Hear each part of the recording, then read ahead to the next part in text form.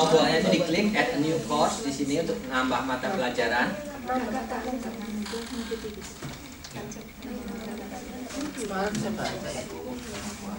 Oke, nah ini saya jelaskan.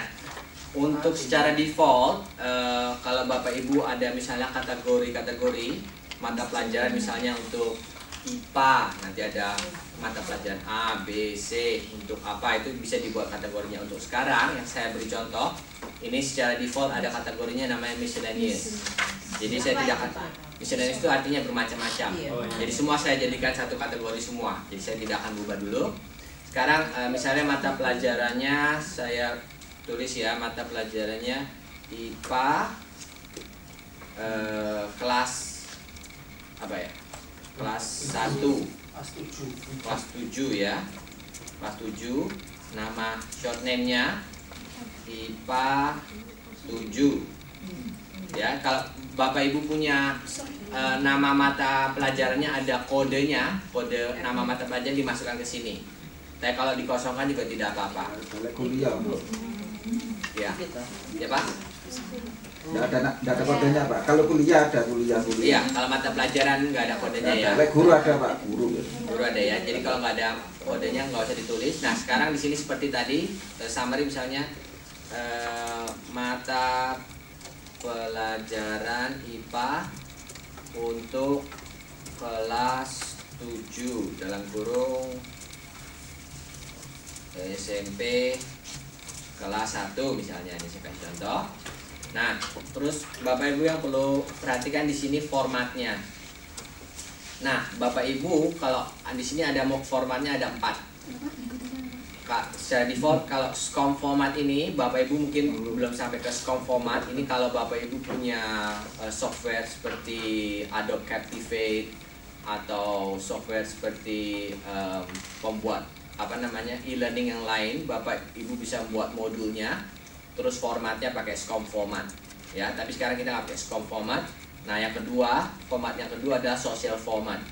Nah social format itu misalnya untuk formatnya seperti forum diskusi jenisnya. Nah yang ketiga yang Bapak Ibu sudah alami yang di e-learning.olc4tpd.com itu formatnya pakai topik format. Jadi ada topiknya apa yang Bapak Ibu udah jalankan di e-learning.olc4tpd.com. Dan ada juga yang terakhir weekly format. Jadi setiap minggu ada, oh ya minggu pertama apa bahannya apa, minggu kedua bahannya apa. Jadi kira-kira yang mau mungkin yang paling cocok sama Bapak Ibu sekarang ini mungkin topik format atau weekly format. Kira-kira mau coba mana dulu topik? Mau coba topik ya, topik dulu ya, topik format. Nah terus ini layoutnya itu kalau topik itu bisa semua bagian di satu halaman panjang seperti e-learning.olc4tpd.com, jadi kelihatan semua. Atau satu halaman itu cuma satu topik. Terus nanti untuk selanjutnya diklik. Nah itu ada pilihannya semua ya.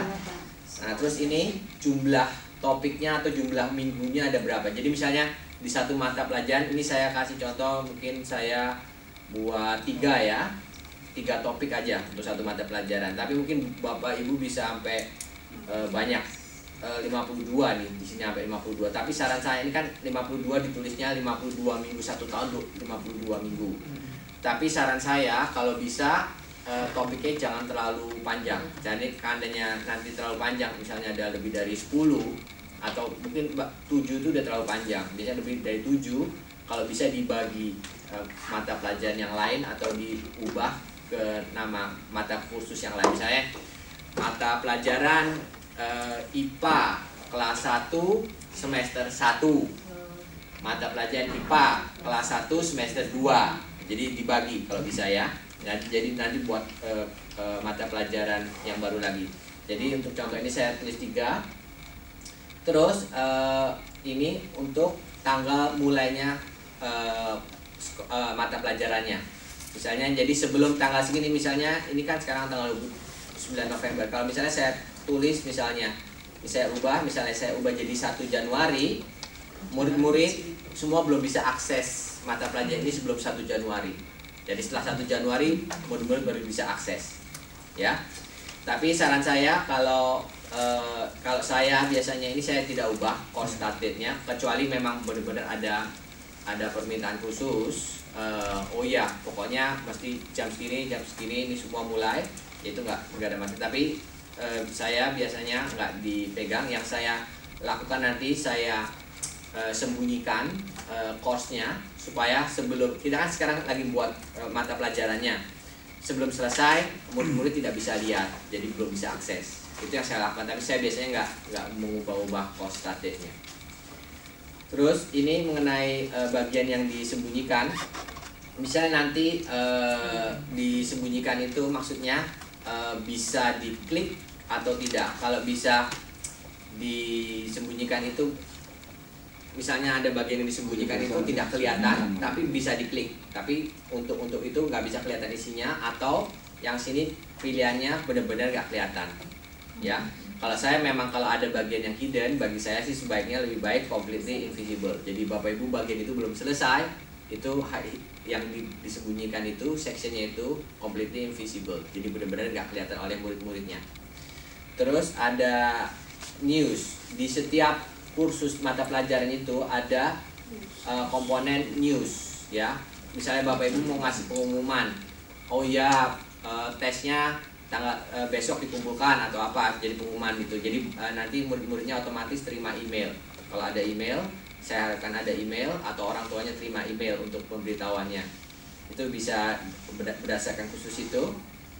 Terus ini mengenai sistem penilaian. Mungkin hari ini kita nggak sempat ngomong mengenai sistem penilaian ya. Jadi rubriknya itu atau sistem, mau pakai sistem rubrik atau sistem apa terserah. Sistem penilaiannya itu mau ditunjukkan ke murid-muridnya atau tidak. Sistemnya terbuka atau tertutup. Kalau sistemnya terbuka, murid-murid bisa lihat langsung. Jadi nanti Bapak Ibu udah ngasih nilai langsung, jadi murid-muridnya bisa lihat, oh aku untuk ini bagian presentasi Green Project aku dapat segini, bisa dilihat langsung. Tapi kalau Bapak Ibu sistemnya tertutup, jadi murid-murid tidak bisa lihat, jadi pilihnya di sini, di sini. Oke ya.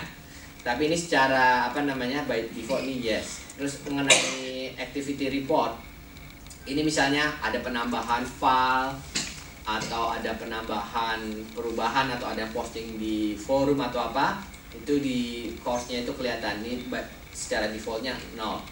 Nah terus ini juga maximum upload size-nya.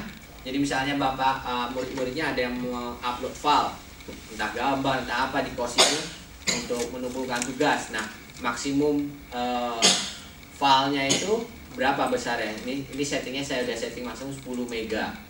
Kalau mau lebih dari 10 mega bisa, tapi mesti di setting khusus, mesti dirubah di server ya. Nah, saya bisa melakukan itu, tapi menurut saya 10 mega ini sudah cukup, ya sudah cukup besar. Jadi, tapi kalau misalnya, oh saya nggak mau terima yang besar-besar, jadi Bapak Ibu batasin, oh ya cuma 1 mega aja, tinggal dirubah di sini, ya. Terus ini guest access ini tujuannya gini. Jadi misalnya ada orang yang tidak terdaftar sebagai murid, tapi Bapak Ibu mau buka mata pelajarannya untuk orang secara umum. Nah orang itu bisa akses tanpa login dengan namanya guest access ini. Ini untuk akses mata pelajaran ini yes atau no. Secara default ini no ya. Jadi orang luar tidak bisa mesti masukin terdaftar. Atau kalau misalnya dengan akses yes tapi dikasih password, itu juga bisa. Jadi orang luar nanti mau masuk, oh ya tapi mesti masukin password ya. Atau kalau nggak sama sekali ya no. Oke. Seandainya kalau pakai password, ini juga misalnya di sini ada kotak yang namanya unmask ini ya. Jadi kalau unmask di sini bisa ditulis passwordnya, kita bisa lihat. Tapi kalau bisa di sini cuma kelihatan seperti ini. Jadi lebih gampang gitu loh kalau ketik passwordnya ya. Cuma tapi tetap orangnya mesti masukin passwordnya ya. Oke. Ini saya pencet no dulu ya. Terus ini kalau grup, misalnya satu kelas mau dibuat grup ya. Ini ada separate group sama visible group. Nah, kelompok-kelompok itu di satu kelas itu bisa dibuat kelompok-kelompok separate group, itu artinya kelompok-kelompoknya benar-benar terpisah. Jadi kelompok yang satu tidak bisa melihat kerjaan kelompok yang lain. Semua kelompok itu, semua pembelajarannya semua terpisah. ya pengumuman ke kelompok yang satu itu, tapi kelompok yang lain tidak dapat, jadi benar-benar terpisah. Kalau yang visible itu kelompok satu bisa melihat hasil kelompok yang lain, jadi tetap dalam satu kelas, tapi bisa saling melihat hasil pekerjaannya atau apa yang terjadi di kelompok yang lain. Oke. Kalau ini forced group mode, ini artinya kalau memang di mata pelajaran ini selalu ada grup, ini pencet yes, tapi biasanya dipencet no. Nanti kalau mau ditambah, misalnya ada murid yang tidak termasuk ke satu kelompok, itu bisa. Tapi kalau mesti harus masuk satu murid, seorang murid mesti masuk kelompok, ini mesti forced group mode. Jadi mesti masuk kelompok. Nah, ini default groupingnya ini belum ada. Jadi kalau Bapak Ibu sudah buat pengelompokannya, misalnya wombat, platypus, dan lain sebagainya, nah nanti Bapak Ibu bisa pilih di sini default groupingnya apa, terus nanti bisa dimasukkan murid-muridnya ke kelompok-kelompok yang mana. Nah, mengenai availability ini biasanya saya yang ubah di sini. Jadi misalnya kalau murid ini course-nya belum selesai, Bapak Ibu buat mata pelajarannya, ditulis di sini this course is not available to student. Jadi untuk sekarang murid-muridnya belum bisa akses mata pelajaran yang dibuat ini, yang elektronik ini. Tapi seandainya sudah bisa, nanti sudah selesai, diubah lagi, diedit settingnya diubah lagi, this course is available to student. Jadi murid-murid sudah bisa akses. Ini language ini, mengenai language-nya ini bisa untuk sementara yang saya install ini cuma bahasa Inggris ya. Jadi untuk interface-nya semua bahasa Inggris.